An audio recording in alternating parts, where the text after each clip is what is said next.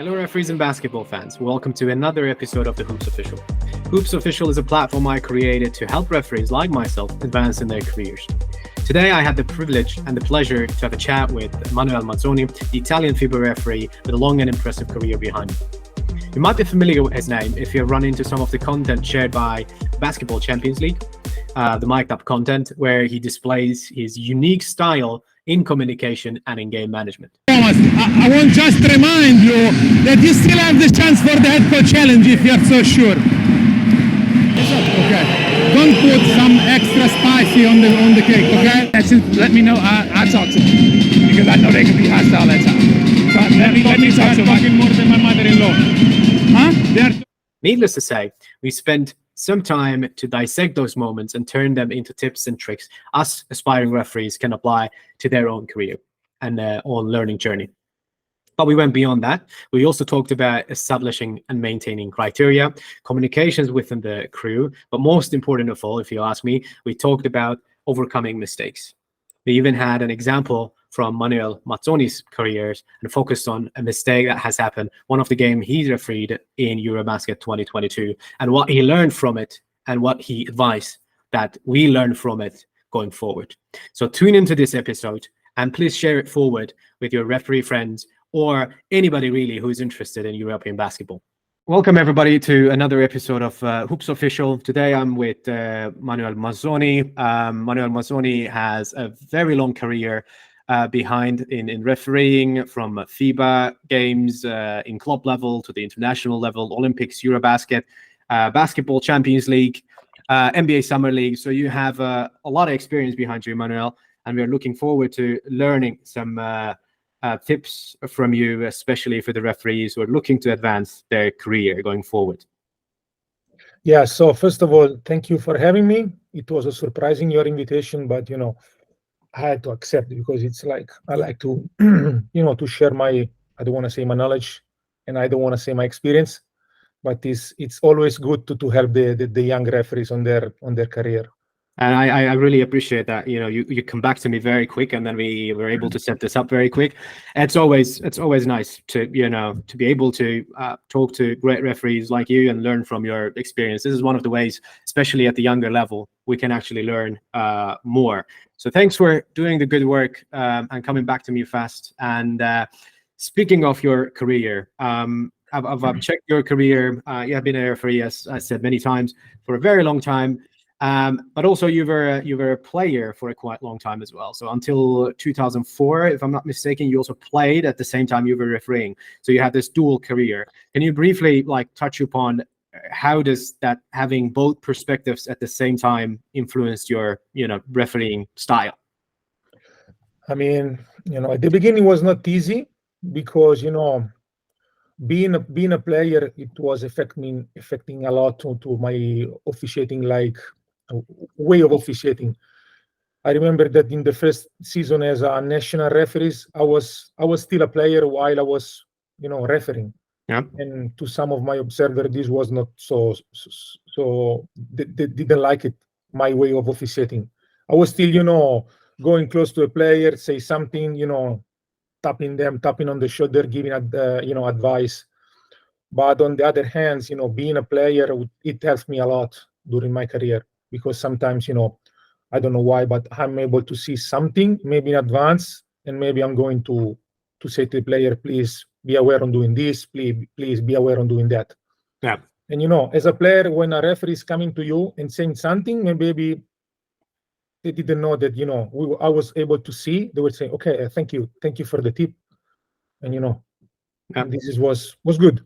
Yeah, I think now that you said it, I totally see how it affected your communication style as well. Especially you're very proactive in communicating with the players, and I think it's quite valuable because I played basketball and then I stopped my career and started refereeing, and a whole new world kind of opened up for me in terms of seeing the game. So I would have appreciated actually having both perspectives at the same time. Yeah. So then I'd like to talk a little bit about, and this is something I ask to almost all the referees I talk to, especially at your level, long career, now you're at the top. What has been some of the milestones, like when you look back do you recognize, oh, this was a very good thing that happened to me, or this actually changed my career for the better? Do you have those moments in your mind? So I cannot forget my first game. I Yeah. was playing like under 15, 16, and they Yeah. got the nomination on the same championship, on the same group. And I was with another partner. We went in this gym without knowing anything. We give to the table officials our identity card, to show that we were, the referees. Did they No, ask? Did they ask it from you, or you gave it like No, deliberately? we gave it because we Okay. didn't know how to do it. It was All right. 1990, season 1994, 95. It was like long time ago. Yeah. We were receiving the nomination by post letter. Wow. Yeah. So it's quite long time ago, and this is, I cannot forget. This game. And then I have one game when I was in the fifth national division. Mhm. When the guy who was doing the nomination, he came to watch me, and at the end of the game, he said to me like this sentence that I can never forget. You have the engine of a Ferrari, but the outside is like the Cinquecento. You have to build your outside because the engine is very good. Yeah. But your outside, you're still a player. You cannot have this kind of engine with this kind of outside. Yeah. But what does he really meant? Does it like you're very athletic, that you could run a lot, but the refereeing needs some polishing? I don't know what he saw, but he saw. I have the feeling that you have the chance to arrive at the top. Okay. All right. For how you are reading the game, you are doing your referee job. Yeah. But you are still thinking as a player, like I was saying before. So Yeah. you have to change in order to have the chance to be on the top, because you can do it. And this was when in my first year as a national referee. Well, do you remember what year that was? It was season 2004-2005. All right. Then I will mention at the end of my season in the international level, because in Italy at that moment we have to stay at least 2 years in each national championship before to get promoted. Okay. When I was in the international championship, they changed the rule. So in order that if you're good, even after one season, you can go in the next one. And after that season, I was promoted in the second national league. And for me, this was like surprising. Yep. But I understood that, that I could still have the chance to become a FIBA referee. And then the year after, when I was in second national division, I got nominated for the playoff as a rookie. Okay. And I can never forget the moment when my crew chief called me. I was, working. I was riding my scooter, and I stopped. I answered the call, and when I restart my scooter, I was almost, falling down. I was so excited. I said, I cannot believe. Yeah. And of course, the last milestone is when I got the phone call from Alessandro Teofili, which at that moment was my FIBA instructor, that he told me that we select you to go to the FIBA camp that you can become international referees. So this was like, quite nice phone call. All right. So like starting from the first game, I think that's everybody do remember that one, and the journey is, there's this moments that I'm happy that you share with us, because when you're in the middle of this journey, it might be hard to just really take in the moment and the good news that come to you. I started at the level 1. Now I'm at level 4, and it was just a breeze. It was just so fast. And I also encourage myself and all the referees who are in this journey to go to the top, hopefully one day, to actually make a mental note of these memories that you also talk about yourself. How about the Eurobaskets and the World Cups and all that stuff? Do you put them into also a basket of their own? I mean, this is this moment that I share to you. These are the moments between my beginning as a referee until I became FIBA referee. Yeah. Then the FIBA referees, I cannot forget the day when I got the nomination for the Olympics. Yeah. This is like dream come true from any sportsman. Yeah. So it was like I don't know how to describe because I start crying. All right. I was in Riga. Yeah. Like, you know, I got the email. I got the message from a colleague. Then I got the email. And then I say, you know, Olympic Games. I said, it cannot be possible. And then I start to walk up and down in front of Riga airport.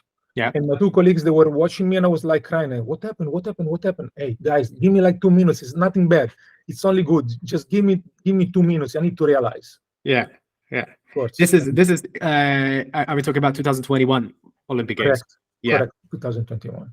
All right. And of course, you know, being selected for, you know, 2 Eurobasket in a row, being selected for 2 World Cup in a row, you know, being selected for the Basketball Champions League, you know, BCL Final 4, you know, the finals. These are, you know, great moments, you know, even on your national level, when you are officiating, you know, the finals of the cup, you know, there are moments that, you know, in your careers, they will stay forever. But there are some others that, you know, they are, I don't want to say more important, but gives you more chill than all the others. Yeah. But being selected for Game 7 in June for our championship, it's another day that I will never forget. Right on. It sounds like Olympics is a goalpost for, you know, to achieve for every aspiring referee. So, you know. Yeah, it's very ambitious, but I guess, like, you know, it keeps coming back from all the referees that I talk to that, you know, being called up for Olympics is a category on its own. It's crazy. It's crazy because it's another story. It's like to I don't know, to stay in a we were in a bubble, actually, but it's like to be in a bubble because it's like, oh gee, I'm in the Olympic, you know, and then, you know, seeing all those players, men and female at their top. Yeah, it's like, hey guys, I'm here with them, you know, and people are watching on the TV, and everybody, every time that you are, you know, turning your head, you can see the 5 circles. Yeah. It's I agree. It has to be the Mount Everest of, you know, sportsmanship. Like, if you're there, it's just the place to be with the top athletes of all kinds from all over the world. So yeah, I'll definitely add it to my bucket list as a referee. It's not bad at all. Yeah. So speaking of these, like, all the international experiences you have had, I'd like to ask a question about, you know, does any of these different category of games where you have, you know, the Italian league, the BCL, club competition, Olympics, Eurobasket, national team with people from all over the world, does that in any way influence how you prepare for games? Do you consider the cultural differences, the gameplay differences between those games? Do you prepare differently, or is it always the same mentality you go to any games anywhere? It's the same. I'm preparing every game on the same way because, you know, this is how I'm able to be ready for the game. It doesn't matter if it's in Italian league, it doesn't matter if it's like qualification for the World Cup, you know, BCL or whatever. Because for me, it works like this. I have to watch both teams, the last game that they played. I'm trying to study the style of the players, their characteristic, and how they play. Yeah, I'm like, if I want to say like the percentage, I'm focusing like on 30% of how the team is playing, and 70% for the characteristic of the players. Okay. Because every time that the game is on the line, every time that there is high pressure, the player, he's doing, you know, his best move to decide the game. Yeah. So if I know the characteristic of this player, maybe I can anticipate what he will do. When you say characteristics, are you talking about how they, you know, try to change the game, how they communicate with the referees, how are their, you know, the theatrical approach to game? Do you have certain things that you look into?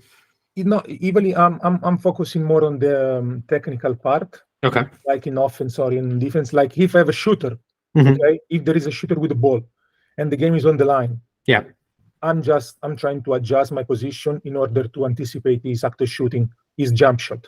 Okay. If he likes to drive, you know, okay, this guy is driving. Okay, the game is on the line. Yeah. He will drive 90% of the time. He will drive. So I'm trying to anticipate his drive. If he will go right or left, but maybe he will drive.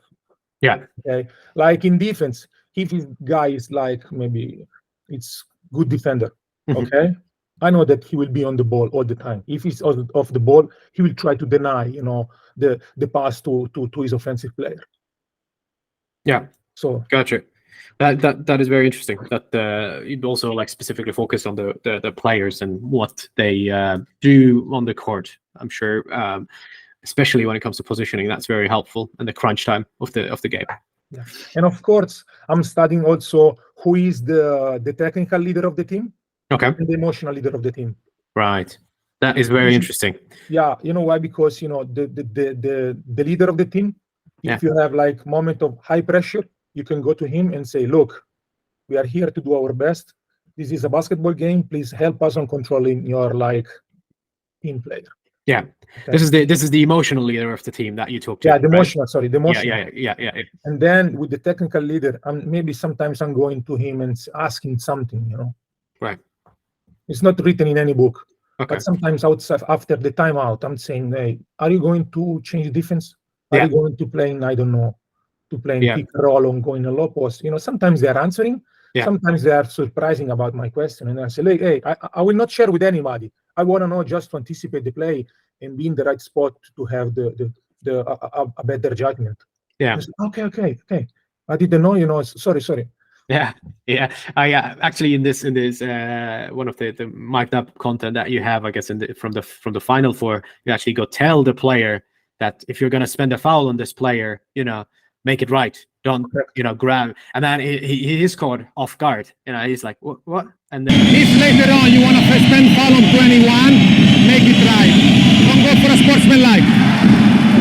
If you want to spend a foul on him because he's a bad free throw shooter, don't try to do it in a correct way. And you had to repeat it again. Yeah, that's exactly an example of what you have been talking about on this note. Did you get any like a negative response to any of your like this kind of questions that you ask, like from a tech leader? Does anybody tell you none of your business? Anything of that sort? Sometimes they are not. This is not an unusual question that we are asking to them. Yeah. But when you explain to them why you are asking this, Yeah. they say, okay, I got it. Maybe we will do this because, as usual, they have option in offense.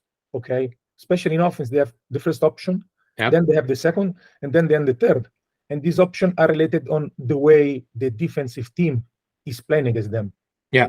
So, and this is I found out like 2 weeks ago. I'm always asking, the question for the option 1. Yeah. I never ask option 2 or option 3. So because the coach and the players, they know like 2,000 times more than me about basketball. I'm not there to teach them about basketball. This is true. I cannot teach them about basketball. Yeah. But knowing something to be a little bit step ahead, it will help me. Right.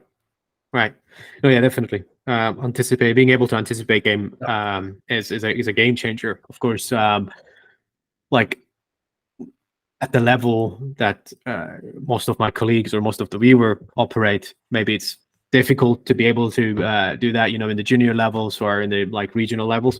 But as much as to the extent it's possible, I try to do that. Try to find footage from YouTube and see how the teams are actually setting up themselves in the offense, etc., etc.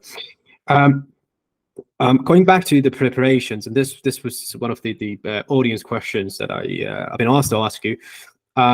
We talked about how your preparations ahead of the game changes or doesn't change before this international games that you go referee to. But what about your communications with your referee crew, like the international crew? Because there is a lot of things at play. You might not be familiar with them as much as you do in Italy, for example, with your local colleagues. There might be language barriers, the English levels between, the people who speak as a second language varies greatly. So is there a kind of an adaptation or the way you in the way you communicate with the crew when you go to these international games? I mean, sometimes we have like language barrier. Yeah. So I think that the first thing is start to slow down the speed or how am I speaking, because of course in my league I can use English. Yeah. But in FIBA, it's like English is the first language. Sometimes I'm trying to use Spanish I'm Yeah. not so good in Spanish, but I know. Okay. So when we have to adapt.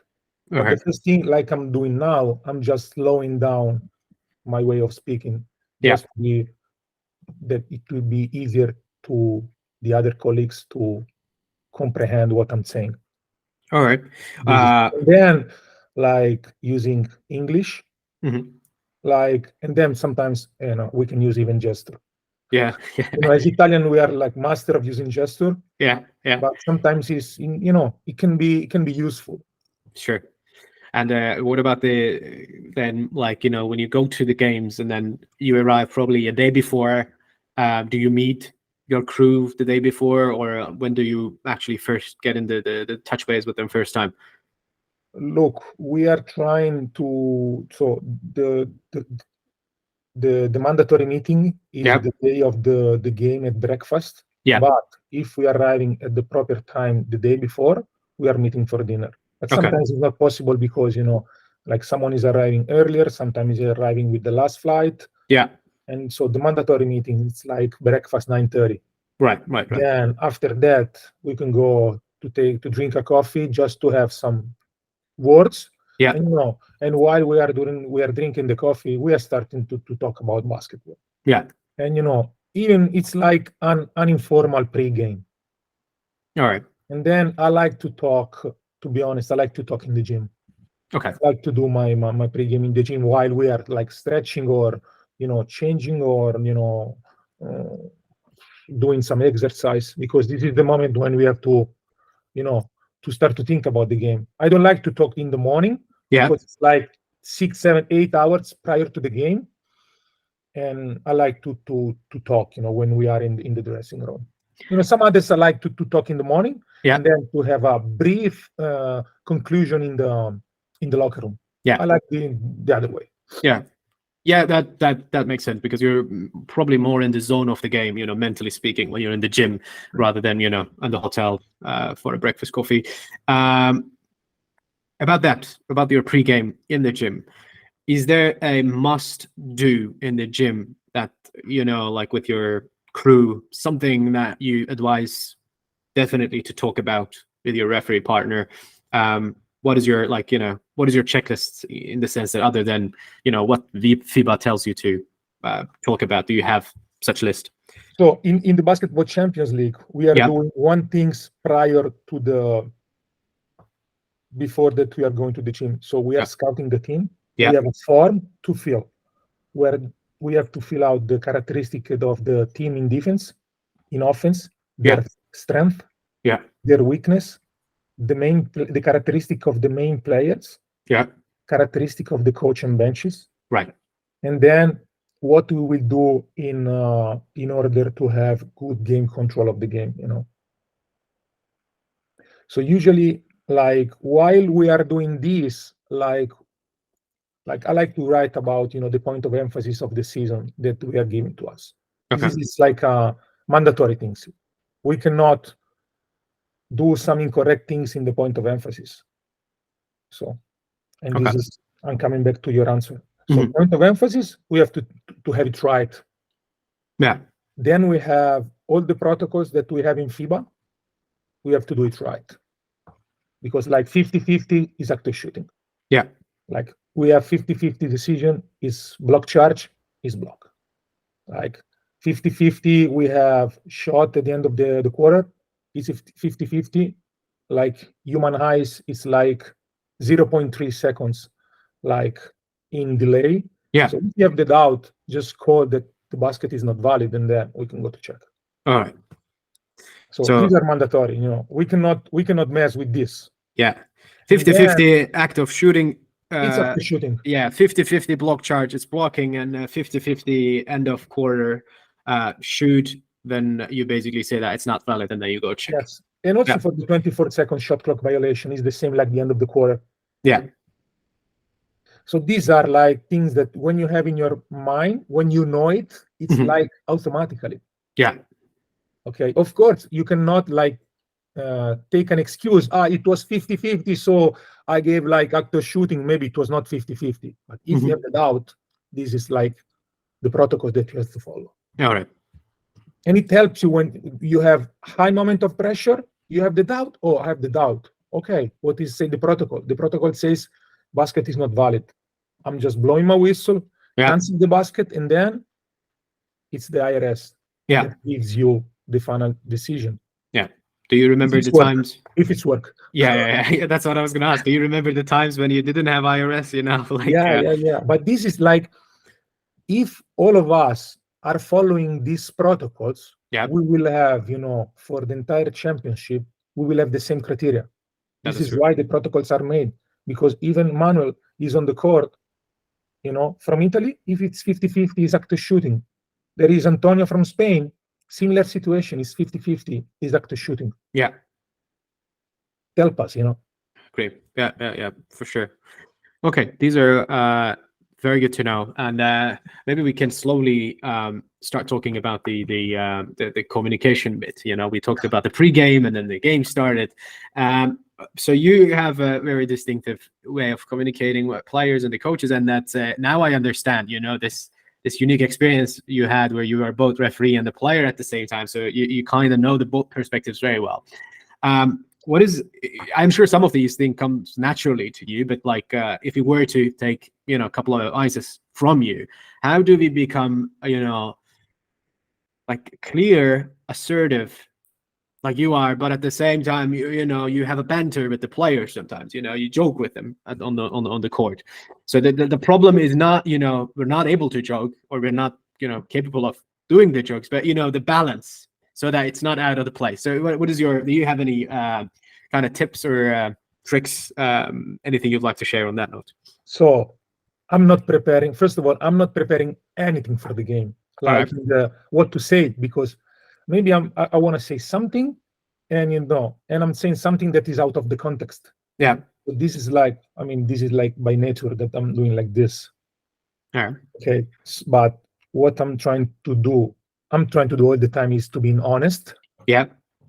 With everybody, you know, and to listen first what they are saying, because especially when you are young, if someone is coming, you are not listening. You want to say something, even like to protect yourself, not to defend, but to protect yourself, because you are thinking that they are coming to you to attack you. So the first things that I want to say, just to listen them, okay, and try to have a good human approach, because if someone is coming to you and you are listening to you, you are giving the hands to them, like, tell me. And then if it's it's like valid for the coach and the players. Right. If it's a question, you have to answer to them, because you know, we need always to answer to a question. If it's a statement, it's different, because sometimes after a statement, it's a statement. They don't want an answer. They want just to be here. Yeah. Okay. So sometimes you have to say, okay, if it's what you think, if this is what you say, okay, I'll think about it. I'll have a better look next time. Yeah. If it's a question, it's different. Okay. And all then for the players, you know, I'm in FIBA since like 10 years. I know the players, and you know, the first time is always the difficult one, because you have to know who is in front of you. Yeah. How I can push further to, like, in a good way. I mean, to arrive at the moment that I can say, I can make some joke with them. Yeah. And have they reply back with them. But this is like, it's going step by step. I cannot go to the player that I met for the first time and trying to say some nice joke to him, because who the hell are you to say this to me? Yeah. You know? No. Yeah. All right. That makes sense. I mean, so it's like, just to recap what you said, and I like, if you want to add something, please do. Being honest, listening first. I think this is very invaluable. Listen, because you're absolutely right. I used to, and I still do sometimes, you know, when somebody comes talk to me, it's very natural to get into a defensive or a protective position, because you want to justify what you have done and convince the other person that it was the right decision. So listen is the second thing I've heard from you. And obviously, just some of the things you gain with the experience, right? You get to know the players, and then you know how to interact with them. Anything else? You were gonna add something? Look, this is the tip that I got from one of the referees when I was in the NBA Summer League. Yep. When someone is coming and is asking something in a passionate way, Yep. you have to say to him, I'm listening. Slow down. I'm listening. Yeah. When you are saying this, because he's passionate, he's like you are waking up him for his state of mind that he's having. And then in like 2 seconds, he's slowing down and say, Yep. okay, this is my question. This is what I want to say. Right. But saying this, it gives to him, you are giving to him, the time to realize that he's a little bit over. Yeah. So I'm listening. Kind of you kind of disarm the player basically. You're like, player, of course, Yeah, that's very good. We'll take a mental note of this, definitely. But then obviously communicating and having fun doing it is a good thing. There's no doubt. On the flip side, and this is one of the questions the audience is curious about. How does that affect your overall concentration to the game? Because in a game there can be a lot of stimuli. Coach tells you something, the player tells you something, and then the game moves on. Have you had any problems with it? Having communicating with the players and coaches all the time, or it is not a problem if you're doing it right? No, it's like I have some issue with the coaches and players, of course, like everybody. Yeah. Because sometimes, especially like early in my career, even like until two years ago, maybe I was talking too much. Mm-hmm. Maybe I'm doing it even now, but now I'm trying to control myself. Yeah. And when I'm able to talk too much, but still stay in the game. Yeah. But when you're talking too much, you're talking too much. When you have to say something important, for them you're just a noise. Yeah. Because they are used to hear your voice, and when you have to say something important, they are saying, okay, it's only it's something more. Yeah. This is not important.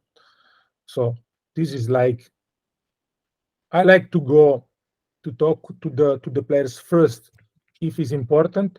Okay. Otherwise, I let them come first to me. All right.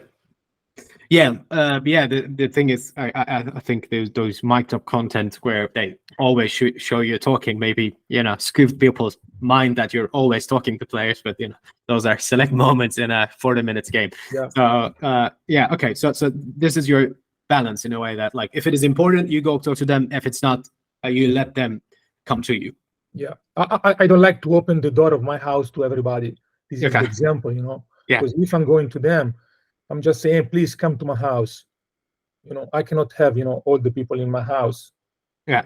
Like, let's wait for them, and then I will reply to them. Exactly. Let them knock the door. Exactly. First. All right.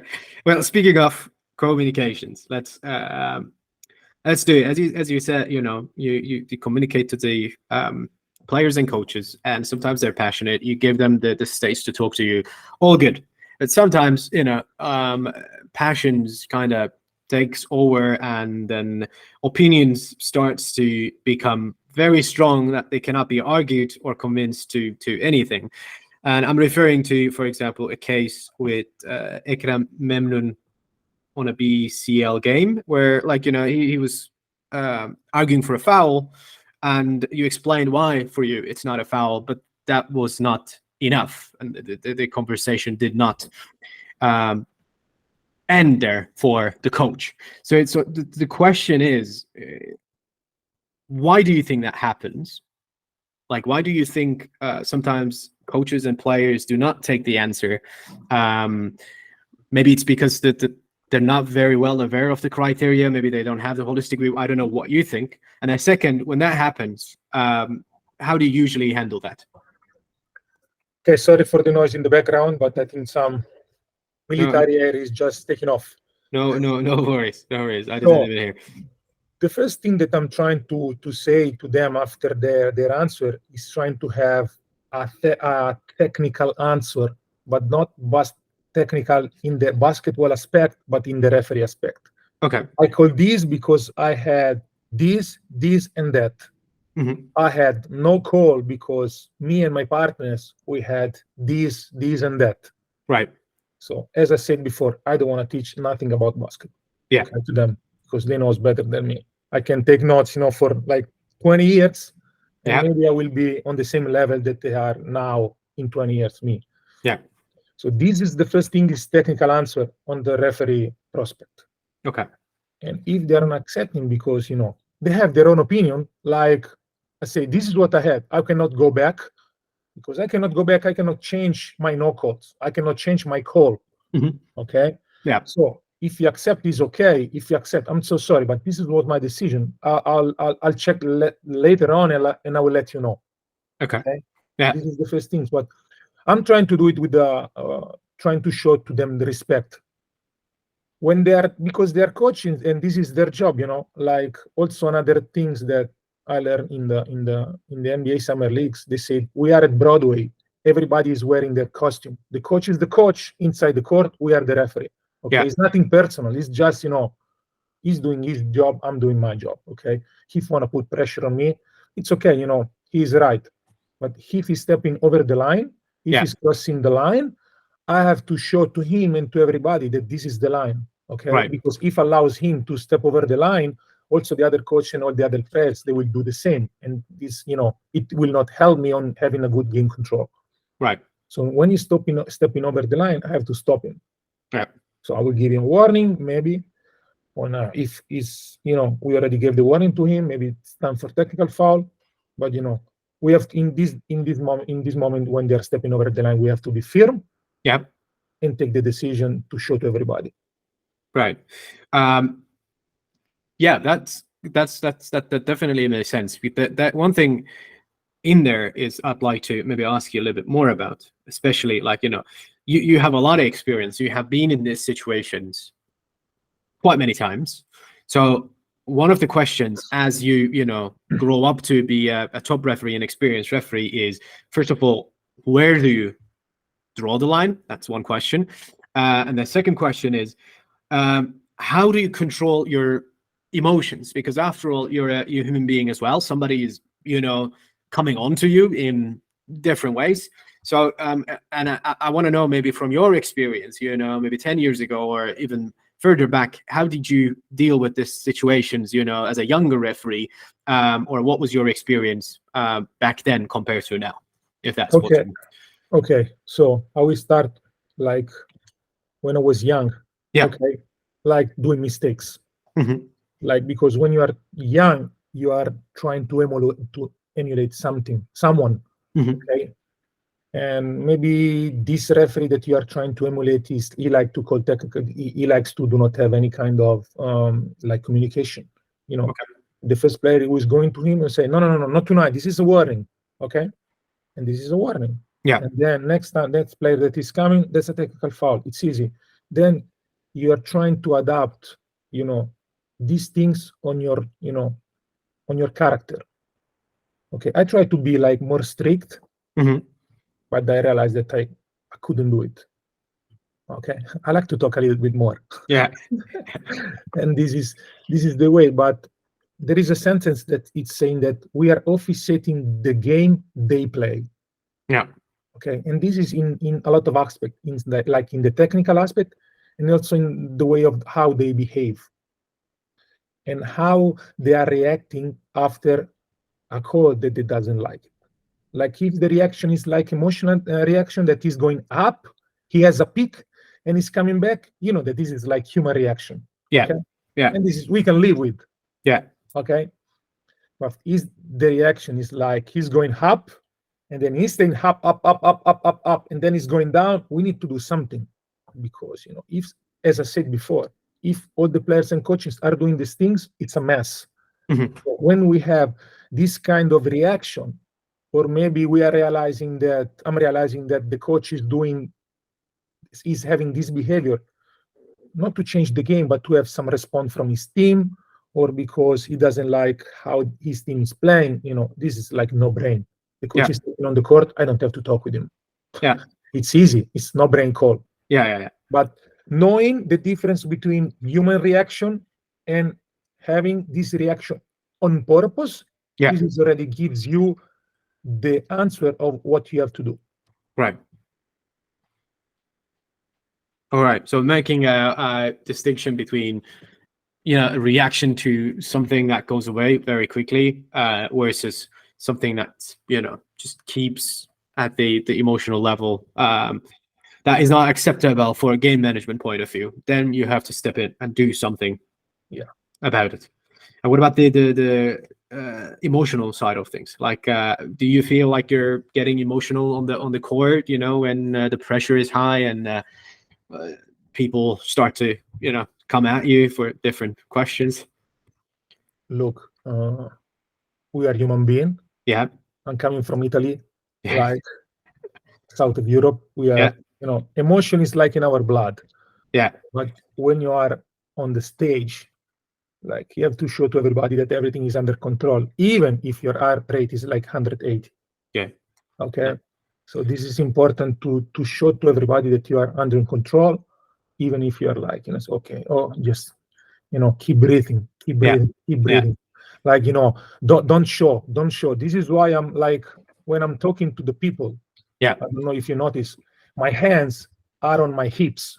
Yeah. This is not to show to everybody I'm the boss, I'm in control. Because if I'm not keeping my hands on my hips, my hands like will do like this. Now I'm having this pen, okay? Yeah. I'm gonna do this, and I'm just trying to use the exactly. Yeah. Otherwise, I will talk like this. This is not good. Even on the court, I'm asking to the players and to the coach to come to us and don't use the hands and the gesture. Okay, please say what you have to say. Just put your hands down. Yeah. Just, because sometimes you can say, "Hey, this is nice call," but everybody are seeing this kind of hands. Yeah. And they're thinking, "Oh, look, how is this respecting the referees?" Yeah. Okay. That's a This very is why good I'm putting practical. my hands on my hip and I'm trying to talk, just to not use my hands. Yeah. That's a very good advice. Very practical one as well. So that's one way to just show the arena and all the stakeholders in it that the game is under control by just communicating with players to lower down the hand gestures a little bit and just talk. Yeah, that's very good. And which brings me to a little bit towards the criteria section, and then we have an overlap with what we have talked about: this hand gestures and communications and players coming at you, all that stuff. Again, I will refer to one of the mic'd up content that we have. This time it's with a player. You have a no call. This is a BCL game. You have a no call, and the player does not agree with that call. Then you go ahead and explain that for me it was an illegal contact. It would have been an easy foul. So you explain basically to the person, the player, the criteria, but that's not really maybe heard as much as we would like to communicate it. What is your take on in this kind of situations when it comes to communicating the criteria to the players? As I said before, they're trying to take something from us. Yeah. Like in the situation that you're mentioning. Mm-hmm. And as a referee, we have to stay strict on our criteria.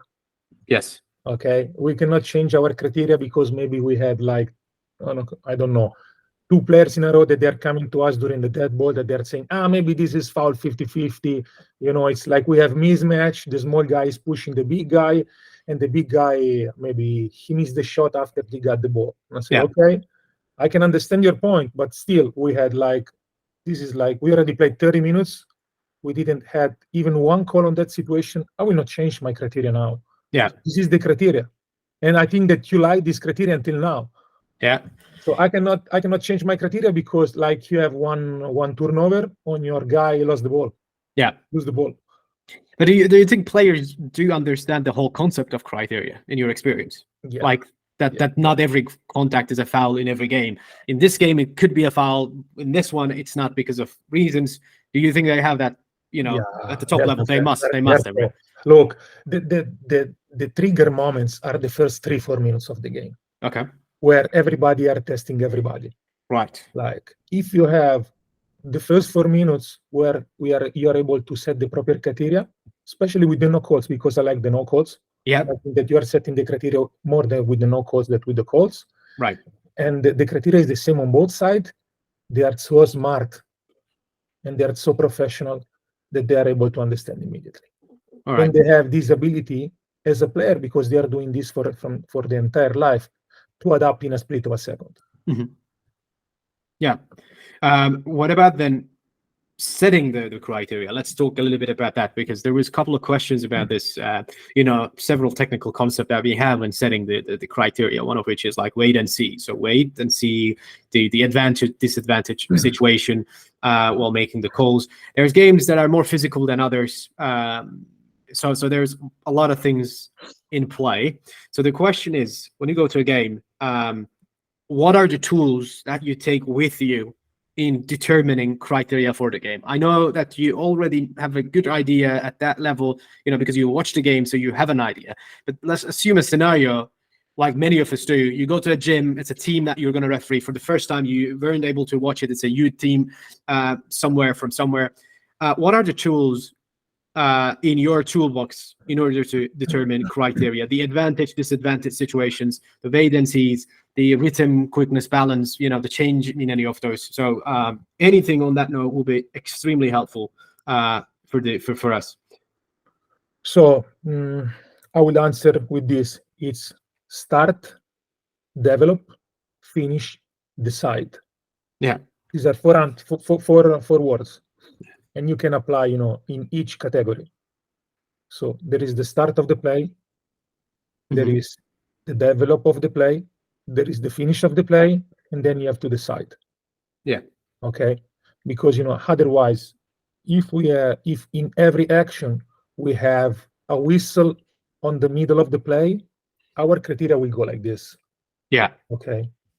So I'm always saying to the coaches and to the players, I rather prefer to have a late and correct call, instead of having a quick and incorrect call.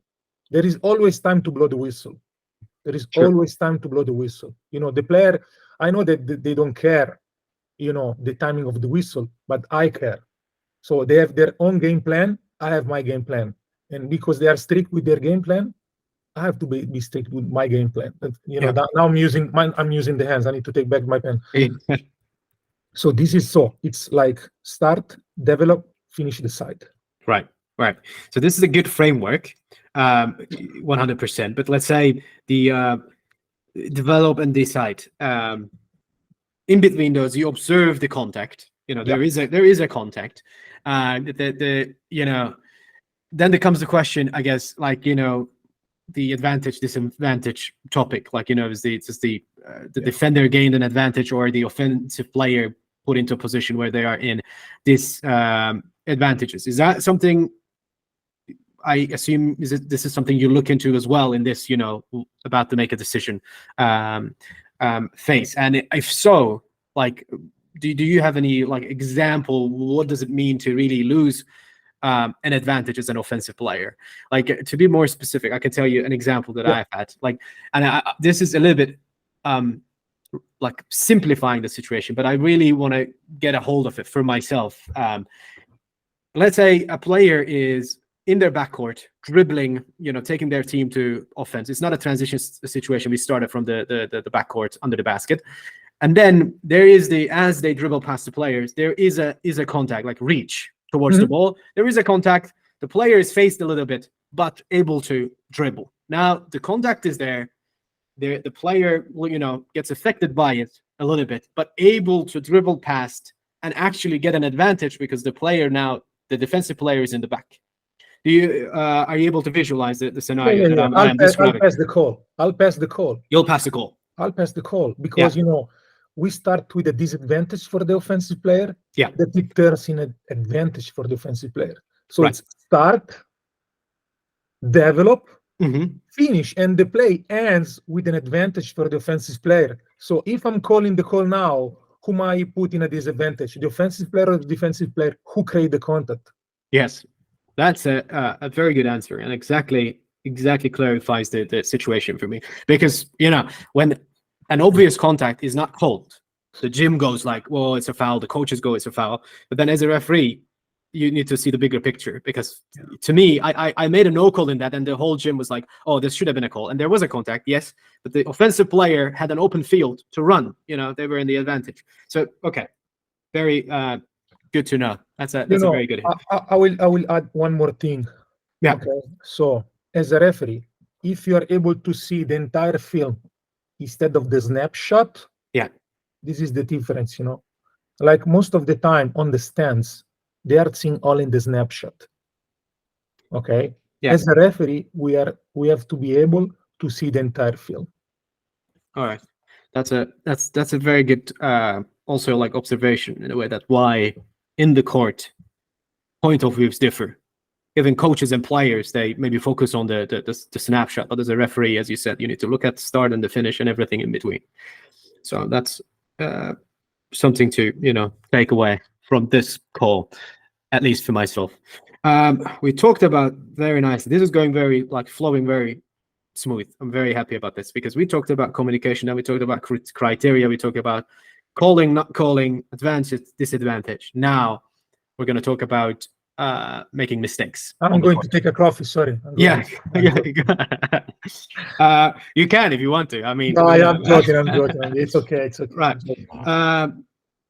So the mistakes part.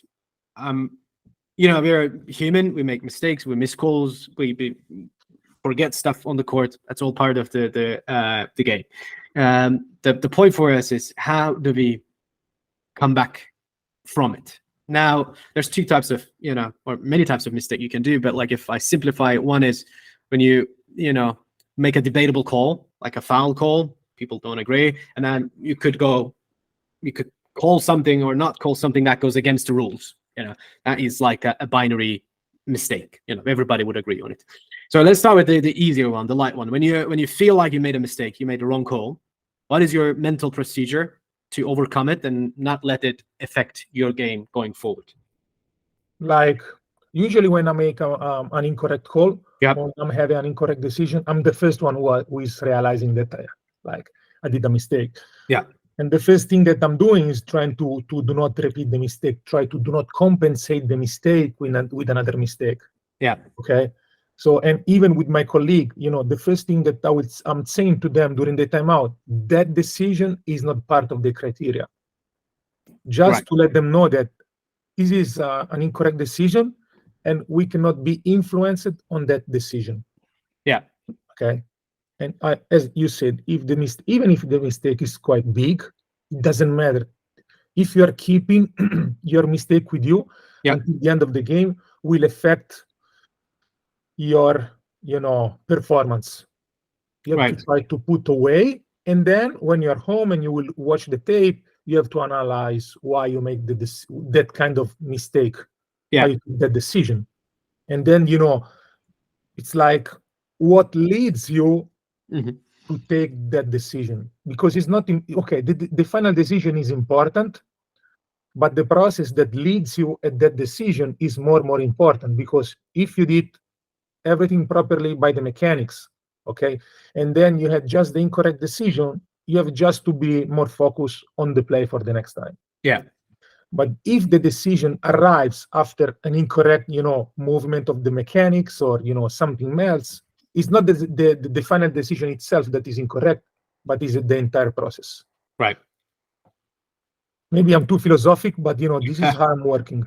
No, but it's like a good reflection in a way that you need to figure out, what caused the error in order to be able to fix it. For example, I think most of the incorrect calls I personally make comes from me being on the run to my position still. It's a very difficult position to be when you're running and checking the game. Your vision is, gets fuzzy a little. What you don't see as clear as if you're like your foot set. So that's one thing I'm working on to read the transition very well and be the first one at the end of the court in order to judge the game very well. Yeah, especially in 2PO that are running, the referees are running a lot more than in the 3PO. It's even tougher. But they are always saying when on the 3PO, don't call while you are moving. Yeah, even walking, you have to be still. You are late on transition from trail to lead. You are late on the fast break. Stop it. Like the active shooting start, stop in the moment when the active shooting start. Even if you are late, at least you will be stationary. Yeah. You will see, the end of the action while you are stationary. Because if you keep moving, yeah, it's like is different. And maybe the observer will say, you should be more fast. Yeah, I should be more fast. But at least you're saying in your mind, at least I had the right decision on that fast break. So I can work on my speeding, on my power step from trail to lead or lead to trail, but at least I have the correct call. Think about if you have incorrect, transition and incorrect decision. Yeah, that is a good advice, and I'll repeat it. So if you're caught, off guard during transition, meaning that you're not going to be able to make it to the baseline on time to be able to set your feet and watch the game come to you, it's a good idea to stop when the act of shooting starts, so you have a clear and stable view on the action and what's going on. Okay, that's good advice. Thanks for that. It cannot happen like 20 times per game, huh? For sure. Then it tells you that you should visit gym more often. Correct. Yes. Correct. But final question, and then let's slowly wrap it up. And this is again talking about mistakes. And in the Eurobasket back in 2022, there was this game between Lithuania and Germany. And there was a situation at the end of third quarter, I believe, 120 something on the clock. There was a technical foul that followed a shooting foul. So we know that technical fouls should be orchestrated before the shooting fouls do, but then something has happened and the technical foul was not orchestrated. Bank itself. Here we go. Again, post reaction, engaging the low man. And a reach in the foul on low. 2 free throws for Valanciunas. For Germany complaining about every call, and now they've been slapped with a technical.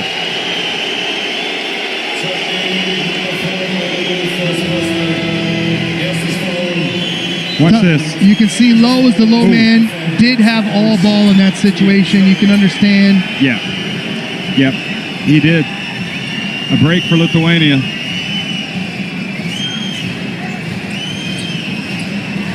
The technical was called on the coach, on Herbert. So you were the referee there, and what has gone, through your mind at the moment when you realize it? How did you deal with it at the time? Because as far as I remember, you told me that it was a little bit too late when you realized it. And then was there an effort to fix it? Or how did it affect? Because there's a whole fourth quarter referee, after that mistake. How did you keep yourself, not focusing on that particular thing that has happened in a top-level game, Manuel? So it was 121. Yep. So the mistake happened because it was not the proper communication between all of us, especially between me and the guy who was and was entering the ball for the free throw. Yeah. Okay. He didn't realize that I called technical foul. I was engaged with the player I called the foul, but he was saying that I didn't touch him, all the things. And the other referee was involved on talking to the coach. So This was this is why when you're talking too much, like we were saying before, and he caught you off guard. Right. This was the situation. It was like I'm calling that the perfect storm. Yeah. Okay? Perfect storm. So we discovered at the end of the third quarter, and we had 4th quarter plus 2 overtime. Right. Not only the 4th quarter. So we had 20 minutes more. And, it was too late to correct, because as a correctable error, it was too late. Yeah. And I think that I'm not lying to say that they were the toughest 20 minutes of my referee career. You know why? Because I knew that it was a mistake and it was quite big. Right. But the toughest part was trying to have the same criteria we had before and not trying to compensate the mistake we had. Right. Because, we kept, they didn't shoot 1 free throws. And we were strong enough to have the same criteria until the end as a crew. We did a mistake, yes. In that moment, we put away and we were focusing on the game. And this was really the toughest part, because there were some action that, we had no calls, and we had no calls even before the mistake. Yeah. And I think as a crew, we did really great job on keeping the same criteria. Yeah. Then with the mistake, then, this is undeniable. I cannot hide. And it's okay. This is part of our life, we are living, we are growing up, Yeah. learning from our mistakes. And Right. this is the only job that when you are growing up, when you are making the mistake. Yeah. Yeah. And this was quite big. It's one of the greatest challenges that I experience is to, you make a mistake, an obvious one maybe, and then you have like X amount of minutes that you still need to, try, because your whole body is trying to, make you feel good by compensating. You compensate, you make things equal, and then you shouldn't do that. And it's just a very difficult challenge. And when you reflect on that particular mistake, I guess these are the two things that you take away: the communication between the referees, and then also the fact that you were explaining the situation to I think it was Maudolo who was claiming that there was no contact. So that kind of the whole thing, because of that, things got carried away, and then somehow the free throw was not. Technical foul was not observed. All right, and it's very unlucky that this was one of the toughest game of the whole Eurobasket event. I went to 2 overtimes. It was a little bit unlucky, because a lot of referees make a mistake, and then in the grand scheme of things, things work for them. But that game was a very tough one, and that technical foul was the point that could separate the two teams. Yeah, but it's like it's part of our job. I mean, in any way, you have to accept the mistake. You have to deal with the mistake. You have to deal with yourself. Yep.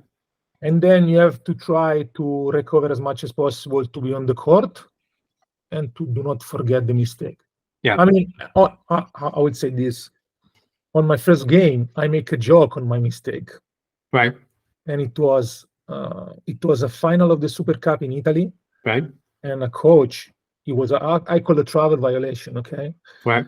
And I have we are laughing, and he says, "Manu, are you sure about the travel?" And then I turn to him and I say, "Hey, I'm good with the travel. I'm not so good with the free throws, but with the travel, I'm quite good."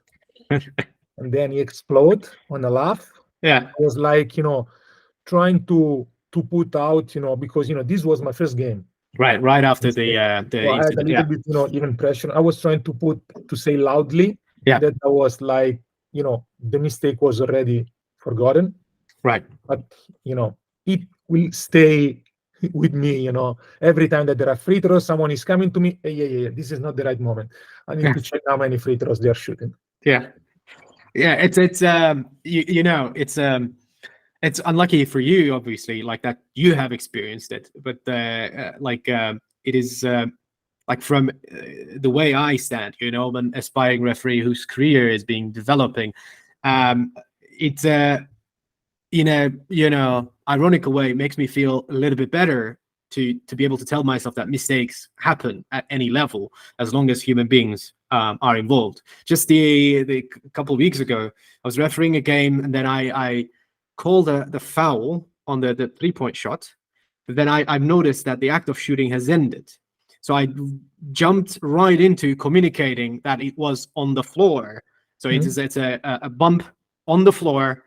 It's not requiring any shots. While I do that, I forgot to register the number of the player who made the foul. So I was just looking around, figuring out which player I should call the foul for. So that's also an example, communication thing. If you jump right into it before getting the basics right, I guess has some consequences. Yeah. So now I have a question for you. Yeah. Okay? Because this is another protocol that we have and I didn't mention before. Right. How you will fix for the next time? You mean this situation. Think about this situation. It will happen tomorrow. How will you fix it? What I took from it personally was that, first of all, when you call a foul, get the basics right. If it's a shooting foul, it's not a shooting foul. Get the player who make the foul correctly, signal it, then go to communication if you need to communicate. So in the way that I did it last time was that I called it, I immediately went to communication, and it just took completely away like everything else that I was supposed to do. That was my take, but I'm very happy to hear your opinion about the protocol that I should follow afterwards. So usually we are saying this. We are calling the foul. Yep. Whistle goes off our mouth. Yep. And we are saying the number of the foul, the number of the player who is making the foul. It's Right. like 6 white. And you are saying loudly. You are not shouting, but you are saying loudly. You are saying to the player, but you are saying this to you. Yourself. Because if something happened, you say, okay, I said 6 white. Okay, 6 white. And then there is another situation when we have like example, this is what I'm doing, like rebounding foul. Okay. Yeah. And when multiple players are involved, okay, then you're saying like 4 white, shooter is 2 black immediately. So everybody knows that you say 6 white, 4 white, whatever, shooter is 2 black. Yeah. Because you are saying to everybody, so if someone from the away team is coming and is not the 2 black, someone will say, hey, you say 2 black is the shooter. Why we have the 4 black on the line? And say, correct. Shooter is 2 black. Correct. Okay. Say it out loud to everybody to acknowledge. That helps, you know. Even if the foul is in the act of shooting. It's like 6-2, 6B, it's act of shooting foul. Immediately. And then you're going to report 6 blue, it's act of shooting, 2 free throws. Easy. Yeah. That is something I try to pay attention to in crowded situations like rebounds, and then that, or even like on a drive where there's multiple hands on the ball. But I guess it's a very good practice to do it even when it's clear to everybody who might be doing the foul, who might have done the foul. Just, you know, say it out loud for yourself and for everybody in the gym. And that would have definitely saved my ass on the court if I had it that way. But maybe I was like, if I'm being honest, I was a little bit excited about that call I made, because I was paying attention to these landing fouls quite a bit and try to make a point that, you know, I will know exactly when the act of shooting ended, and that was there.